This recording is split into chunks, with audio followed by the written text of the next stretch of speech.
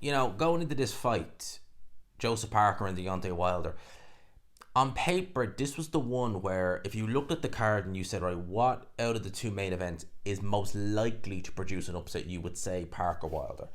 Because Parker, former world champion, Deontay Wilder, we didn't really know where he was at. Whether he was physically the same, mentally, etc. There were so many what ifs because we only seen a round of Deontay Wilder in 2022 where he fought Robert Lennius, who he knew very well, and that was really it. So there was a lot of what ifs and question marks about this fight, and Joseph Parker goes in there and he completely outboxes Deontay Wilder over 12 rounds, wins a clear and fairly convincing unanimous decision. I mean, you could maybe only give, and I only gave Wilder the 10th and the 11th round. Everything else was Joseph Parker. He'd Wilder hurt in there. One of the judges gave Joseph Parker every single round, including the 10-8 round. I think it was the 7th or the 8th round where he hurt Deontay Wilder and nearly had him out of there, actually. This was a very... how do I describe it? It had the feel of an upset going into it.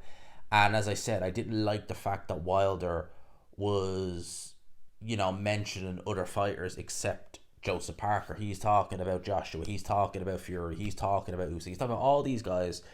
The guy is in front of you, Joseph Parker. Get through him first, and then talk about other people.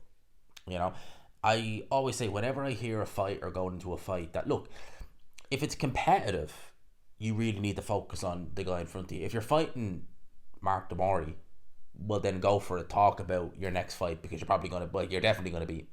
If you're fighting someone low that you should beat, yeah, you can look ahead.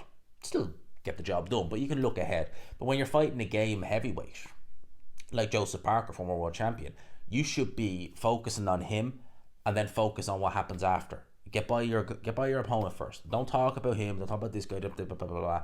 Don't do that. Focus on the guy you're fighting. He is your priority because he's dangerous. Wilder didn't do that. And even with Joe Parker walking to the ring, there was something different about his mentality. You could even see it in his ring walk. It was a more in the zone, switched on Joseph Parker. In the past, he had this look of, oh, I'm so happy to be here. I'm just happy to be here. Thank God I'm here. Blah, blah, blah, blah. In this fight, he had the look of, I'm here to win. And he fought like someone who was there to win. Deontay Wilder, on the other hand, he how do I describe it? The kind of what people worried about in terms of him not being the same, like in terms of physically, his sharpness, his timing, etc. It all seemed to come to fruition. His timing was all over the place. He wasn't just missing with the right hand. His position and even attempt to throw it was all off. He was all over the place in there, and he never settled.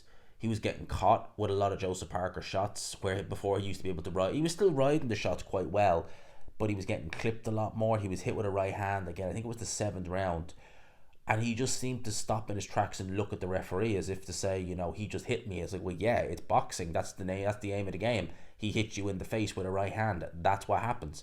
He ended up getting pushed up against the ropes, and Parker, he might be a bit slower of foot, but his hand speed is still very good. Was able to get light up Deontay Wilder with a combination. It was fought at not a frantic pace. I'd say both guys left the ring probably feeling not the most tired. But Deontay Wilder, his punch output was so low. Now, lately over the last few years, certainly going back to the Fury rematch, he would often have a reasonably low output of punches. He just looked to set the right hand up.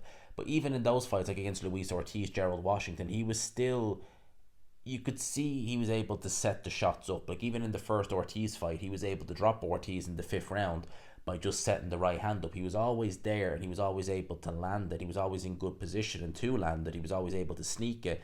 In this fight, it just seemed non-existent. He was never, over the course of those 12 rounds, ever able to get the grips and get himself into a position to set that shot up.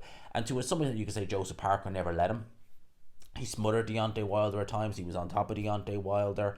In the clinches, he was the bigger guy. He obviously took a lot of inspiration from what Tyson Fury did, certainly in the second fight, and he played that game plan very well. The game plan is there to beat Deontay Wilder. Try and avoid the right hand, don't give him chances.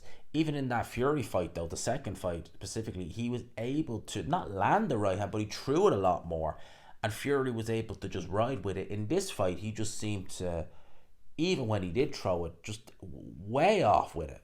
It was insane. And Wilder is someone who relies a lot on time, and he relies a lot on setting the right hand up. He just couldn't do it in this fight.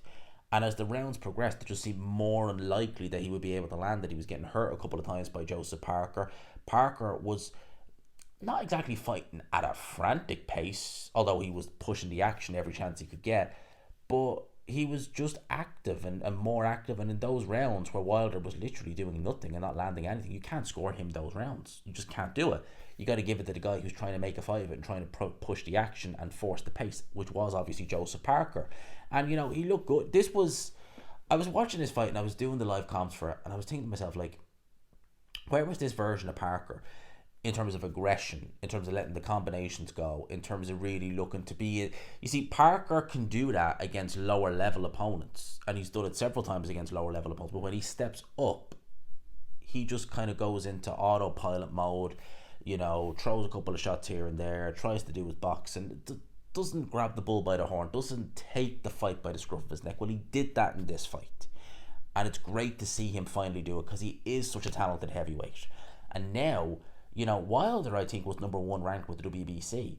Could he get a final eliminator against Andy Ruiz, a rematch all these years later? Very close fight the first time.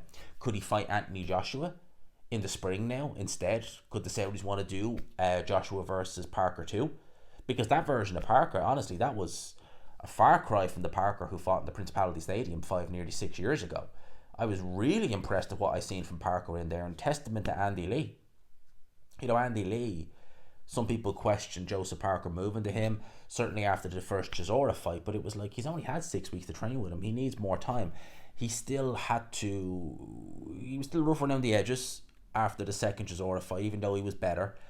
And obviously he lost to Joe Joyce, but the loss wasn't the end of the world. He was able to go back, regroup, and look, Joe Joyce, Parker couldn't budge him, couldn't move him, and he tried to fight fire with fire. It didn't work. In this fight, he did try and fight fire with fire.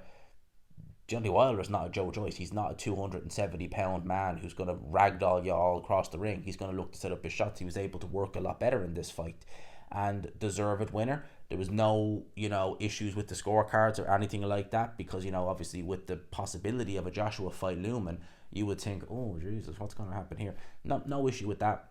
There's only one way you could score this fight. To Joseph Parker. He gets the decision. He gets the win. And, it's really crazy. He got knocked out by Joe Joyce last September. Joe Joyce is... God knows what he's going to do next. And now he's probably on the cusp of at least challenging, potentially, for a world title, or at least getting the final eliminator, and he has more big paydays to come off the back of this. So even in defeat, you give a good account of yourself, you learn from it, you can come again. And that's what Joseph Parker has done. Credit to him. Possibly the best win, in fact probably is the best win of his career, against Deontay Wilder. Deontay Wilder spoke in the post-fight about potentially retiring. Well, the Joshua fight is gone.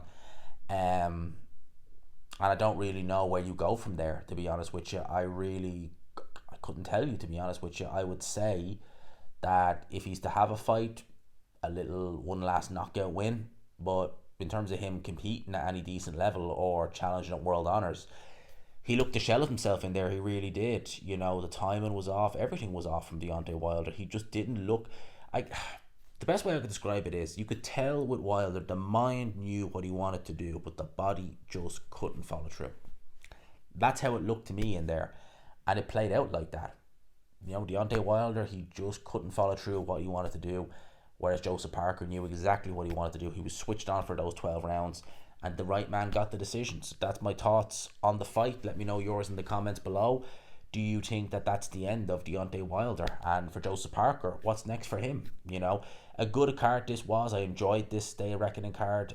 Some upsets, some strange results that I didn't expect. And some people have really reinvigorated their career off the back of this. So let me know your thoughts in the comments below. I hope you enjoyed it, people. Smash the like button if you could. Subscribe, of course, if you haven't already. For now, lads and lassies, I will leave you with that. Peace.